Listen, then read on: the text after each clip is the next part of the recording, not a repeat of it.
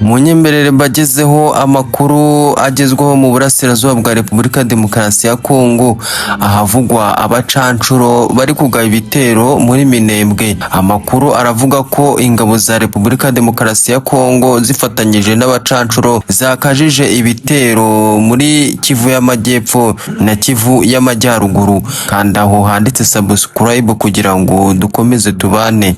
Amakuru aravuga ko ingabo za Repubulika Demokarasi ya Kongo n'imitwe bikorana byakajije ibitero ku birindiro by'umutwe witwaje intwaro wa M23 mu ntara ya Kivu y'Amajyaruguru n'ibya MLDP twirwaneho mu ntara ya Kivu y'Amajyepfo, bitwara ubuzima bw'abasivile, abandi benshi barakomereka.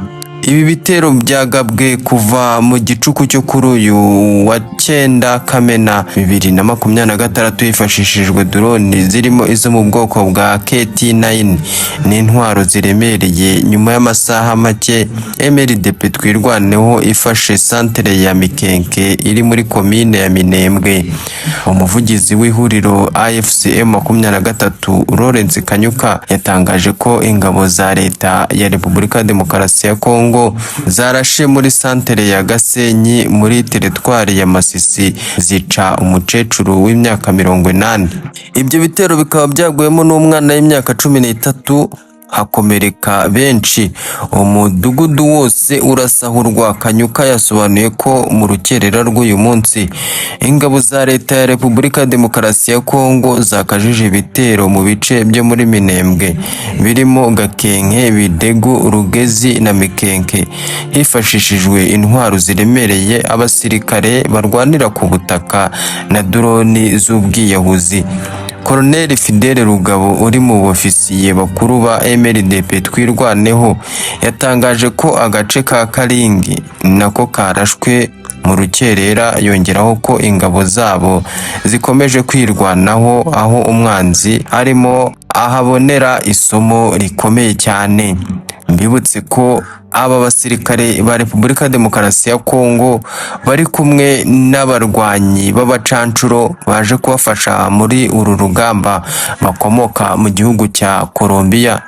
AFC M23 yatangaje ko mu gihe ingabo za leta ya Repubulika Demokarasi ya Kongo zikomeje kugaba ibitero ku basivile, nayo yiyemeje kubarwanirira no kurinda imitungo yabo ikoresheje imbaraga zose ifite. Amakuru yacu munyemerere nyakomereze mu burasirazuba bwo hagati, ahavugwa kuraswa kw'indege ya Leta Zunze Ubumwe za Amerika yo mu bwoko bwa kajugujugu.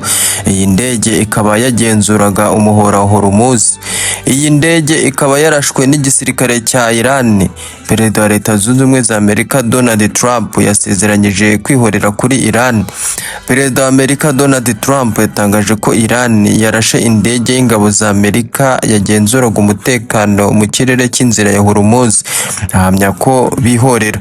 Indege yarashwe n'ingabo za Iran ni kajugujugu y'igisirikare izwi nka Apache helicopter. Ati, namenyeshejwe n'ingabo zacu ko mu ijoro ryakeye abanya-Iran bahanuye kajugujugu yacu y'intambara ubwo yagenzuraga umutekano mu kirere cy'inzira ya Hormuz. Ibitangazamakuru byanditse ko izi kajugujugu arizo Amerika ikoresha mu kugenzura umutekano hejuru ya Hormuz, zikifashishwa mu guhangana n'ibitero by'ubwato no guhanura drone. Trump ati, uko byagenda kose Amerika igomba byanga bikunda gusubiza iki gitero. Minisitiri w'ububanyi n'amahanga wungirije wa Iran Majid Ravanchi yabwiye Al Jazeera ko hatigeze habaho umugambi wo kurasa indege ya Amerika. Ati, nta gitero cyateguwe na Iran ku ndege ya Amerika Apache helicopter mu kirere cya Hormuz. Uyu muyobozi yavuze ko Iran itariyo yagabye icyo gitero, nubwo asanga bishobora kubaho bitewe n'intambara iri muri aka gace. Abari muri iyi ndege barimo n'umupilote batabawe ari bazima, ntawakomeretse, bari hafi y'inkombe ya Oman. Intambara ya Amerika yatangiye ku itariki 28 Gashyantare 2026 yagize ingaruka zikomeye ku bukungu bw'isi kubera gufunga inzira ya Hormuz. Iyi nzira ya Hormuz inyuzwamo ibicuruzwa byinshi, 20% by'ibikomoka kuri peteroli bikoreshwa buri munsi ku isi. Impande zombi zari ziherutse kwemeranya ku gahenge k'iminsi 60, ariko ntikateye kabiri kuko impande zihanganye zahise zubura imirwano. Tukiri mu burasirazuba bwo hagati, amakuru aravuga ko Minisitiri w'Ububanyi n'Amahanga wa Iran Abbas Araghchi yatangaje ko Amerika niba ishaka amahoro igomba kuva mu karere k'uburasirazuba bwo hagati kuko nta gitero bazajya bagisubiza. Amerika yagabye igitero ku birindiro by'ingabo zirwanira mu kirere yihorera ku gitero cyahanuye indege mu kirere cy'inzira ya Hormuz. Abbas Araghchi yavuze ko Amerika niba ishaka amahoro igomba kuva mu karere kacu niba ishaka amahoro koko. Ati uretse ko no kuba yaratsinzwe ku rugamba, Amerika yashatse kugerageza intege zacu.